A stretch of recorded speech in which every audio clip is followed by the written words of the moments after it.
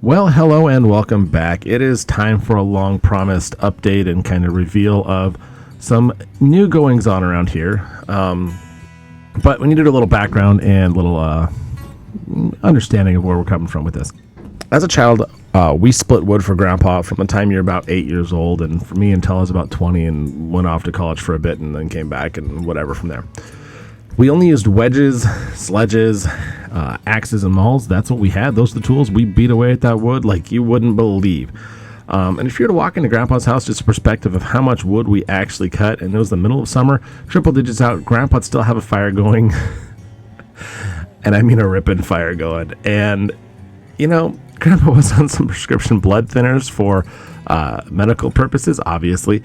And that's okay. But the house was so stinking hot that my poor grandma, who's from the South and no stranger to, really hot weather, was always dying of heat. So her favorite place quickly became the front porch that had a nice view of the property. So she really did enjoy herself there. And bless her heart, she really didn't complain all that often. She'd give him a couple jabs now and then, but really, she just was a trooper. Gotta love Grandma. At any rate, so with the house that hot, you could obviously come to realize that he did burn wood at the rate of pretty much most wildfires. We probably split in excess of 10 cords of wood a year just for his house. I'm on to a little bit of a rant, and it's about wood cutting, and I don't know if you know this, but you've been staring at a ricket, and we'll zoom in here for you right here. And this right here is actually a ricket. A ricket is part of measuring what wood is and how much you're getting. A ricket is with the end caps of it, so you have a 4 foot by 4 foot by 8 foot long section of wood that's stacked and split. But those rickets here go to the very end to help hold up the wood stack. And why is that important? Because, well, that's part of how it's measured. Those rickets are some open space that help to provide some airflow through there, and it does change the overall dimensions of a piece of wood. They're from a time when wood and metal were all precious commodities, and no one was going to put a piece of metal like we do now, T-post or whatever, or a post, 4x4 and stuff that we can go pick up at the hardware store for a couple of bucks. Was something that was time consuming to make and produce. And so they used what they had, which was that split wood, to help hold itself up and retain that pile from falling over. So a cord of wood is measured by 4 feet wide, 4 feet tall by 8 feet long, with these rickets at the end of it to help hold it up. And that was part of that measurement. So to the peeve of mine is that individuals that aren't from cold country, haven't really done much of anything for wood splitting or heating the home with that sort of fuel, move from these warmer climates up to here and then can't provide their own wood. That's cool. And so they go ahead and take and buy wood. And this, what happens is they look it up and it says 4x4 by 8, and then Grandpa or whomever spends 2 weeks Jenga stacking it or carefully just making this jigsaw puzzle, and doesn't have any concept that the tighter the stack is, the worse it is, because it has to breathe. You also want to prevent it from over compacting and retaining moisture. You also want it to continue to dry out. So it's just really not really a good thing. So they then call the person who they got the wood from, get all upset because they spent a week and a half making it like a solid piece of wood, no rickets, and are accusing them of short selling them wood. That's no fun. So it really does drive me stinking nuts. All right, my rant's over. So there comes a point where you have to assess how much work you're actually doing for how much output. So this log splitter we have used for 15 years now. And finally here we're going to give a good demonstration of about how long it takes a single individual cameraman to cut a single piece of wood. And by cut, I mean split. So these have already been cut, so they're not really part of the time here involved with it, but we're going to take a good look at it. And it's not a fast process. So I'm just going to kind of let this roll here. You'll see that we typically half them and then take and guillotine them off into usable sizes for fireplace or whatnot, and into the pile and go from there. So about 2 minutes and 12 seconds, so call it 2 minutes, it's fine. We're jumping in here on this next piece. Looks like a wet piece of Ponderosa. It's roughly the same size. Got two of us on this guy now and just going at it. It's Ponderosa and it's a little wet, so it just cuts like crap some days. But again, it's what we're cutting and it's how it's going to roll. So watch this machine. You can see struggle sometimes through some of this wet and just nasty, hard, disgusting Ponderosa. But let it run, let it roll.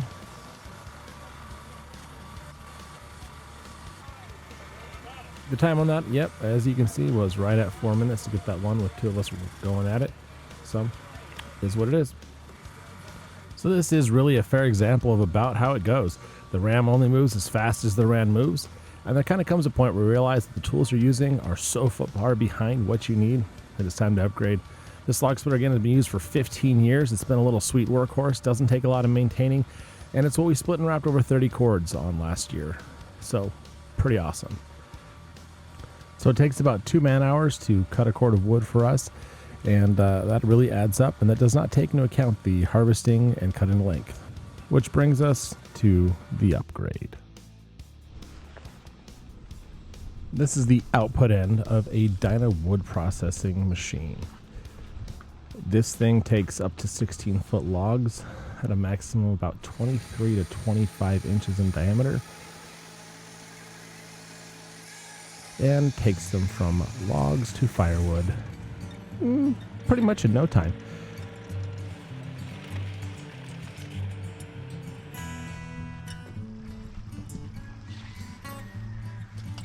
Start here, bring it forward to the mark, drop the chainsaw down and cut them, hit them with the ram, push them through the 6-way wedge, and voila, firewood comes out the other end. So I'll take you and walk around through this whole thing here so you can kind of get a good look of what we're dealing with and what we're looking at here. That is the live deck. Wood gets stacked on there by the excavator or the tractor, and then allows us to bring it forward, push it down into the cutting chute. That cutting chute then advances.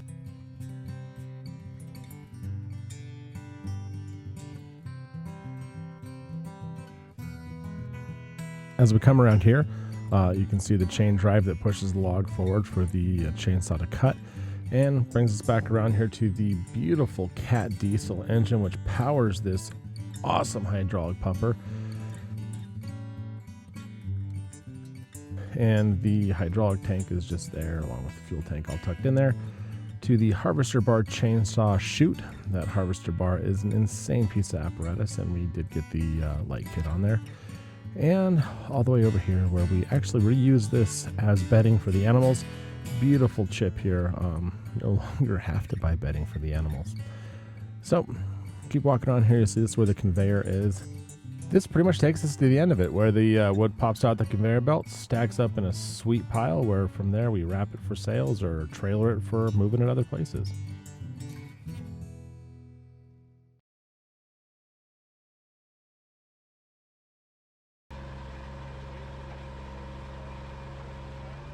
So there is a little bit of warm-up procedures that they want you to do before you start running this hog, and that is to run the chain saw 5 times up and down, help grease the works. Also, you have a couple of grease points you grease daily there.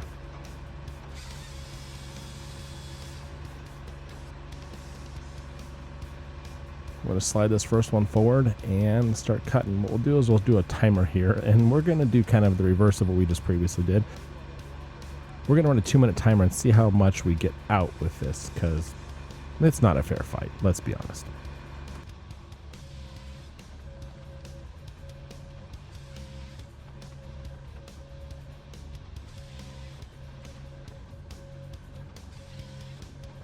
I do understand this is not an exact apples to apples comparison. The size of the wood is a bit different, but please also keep in mind that this is being cut off of a log and then pushed through and cut.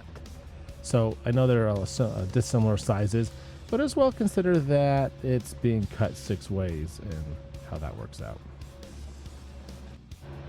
So according to my sweet public education, we got 9 completed in the 2 minutes that it took us to do 1. So we're going to take you around the machine here. This is the harvester bar. Getting a little rev up there, show you how she works. Clamp comes down, that bar hits, gets pressure, activates the chainsaw. Chainsaw comes down, push another lever, and we run it through the 6-way. It is like cheating. Every time, it just seems like cheating. It is so nice. You can see that live deck is able to move forward and backwards.